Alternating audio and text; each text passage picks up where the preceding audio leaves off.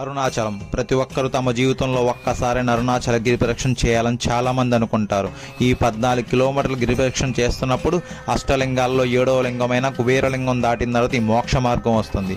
ఈ మోక్ష మార్గంలో లోపలికి దూరి బయటికి రావడం వల్ల మనకు మోక్షం లభిస్తుందని చెప్పి చరిత్ర.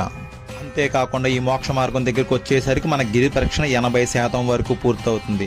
దానివల్ల మనం ఈ మోక్ష మార్గంలోకి వెళ్ళినప్పుడు ఈ మోక్ష మార్గంలో లోపల ఒక సిద్ధుడు ఏర్పరిచిన యంత్రాల వల్ల మనం బయటికి వచ్చినప్పుడు మన అలసట, కాళ్ళు నొప్పులు అన్నీ తగ్గిపోతాయని చెప్పి ప్రజల నమ్మకం.